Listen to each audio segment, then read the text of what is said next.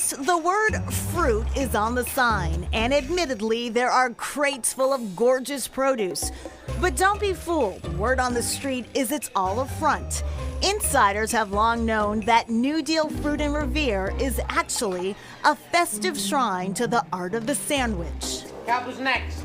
But what exactly do you call these masterpieces? Well, that depends on where you come from. There is perhaps no single food that goes by so many different names. Subs, grinders, hoagies, heroes, po' boys, torpedoes.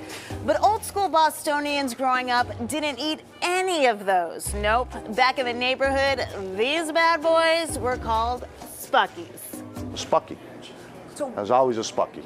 Why Spucky? What is a Spucky? Spucky is the type of bread they use.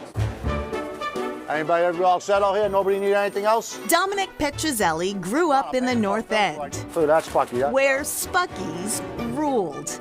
It was his idea to introduce sandwiches to the family's fruit market in Revere. I said, Dad, what do you think? I'm gonna make sandwiches. He's like, I don't care what you do. He goes, just get a couple of Spuckies, put a sign up saying you make Spuckies, and then you're in business. And that's what happened. One day I made 2 Spuckies, one day I made 10. And before you know it, I was the king of Spuckies. Today, connoisseurs of the well-constructed sandwich will travel miles to experience New Deal Fruit's creations. All right, so I'm from Western Mass, and back in Western Mass, we call it a grinder. Right. So is there any difference between a grinder sub and a Spucky? Yeah, Spuckies are better because we make them. Grinder, nobody calls it a grinder. You don't come to the North Western Mass folks. Western Mass, yeah, but you guys, you don't know what's going on out there. Put that on. Anthony Gesualdi can get a little prickly when it comes to his beloved Spucky. I still call it a Spucky. The old timers all call it a Spucky. So can you finish an entire Spucky in one sitting? Hey, what do you think?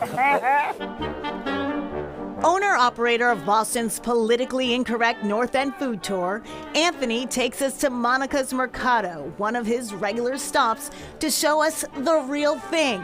Owner Pat Mendoza mans the meat slicer. Where you going, my man? Thank you. You're welcome. Okay, oh my gosh. Look at that. Wow. That's a Spucky. That's a Spucky. And we get an unexpected etymology lesson from Professor Gesualdi. Spaccata means to cut, and that's a bread that's cut. And it became a thing, just certain words that just become a thing. Lesson over. I think I hear the lunch bell. Nice. Before we drift off into a food coma, visions of another gargantuan lunch sandwich we encountered last year, the famous Fall River Chow Mein sandwich. This monstrous mess, a favorite of local boy made good, superstar chef Emeril Lagasse.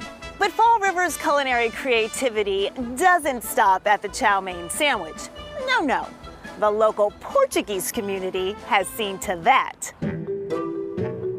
Yes, Fall River is known for its Battleship Cove, Lizzie Borden House, and to those with inside knowledge, the famous Fall River Chow Mein sandwich. But Henry Krozik has asked us to meet him at Caravella Family Restaurant to learn about another Fall River specialty found nowhere else. Wow. Oh. So it's a lot of sandwich. It's a lot of sandwich. The Fall River Cherise and Chip Sandwich. Henry spells it out for us. Chourica.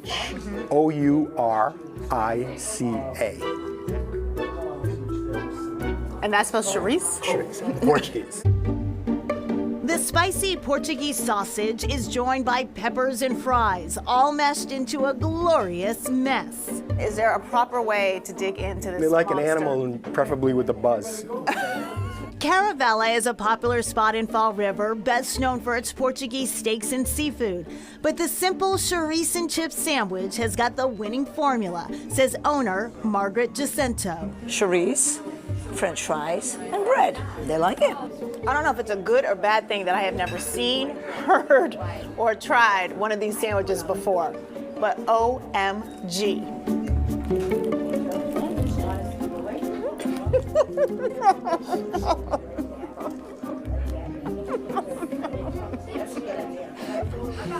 They're not the easiest things to eat.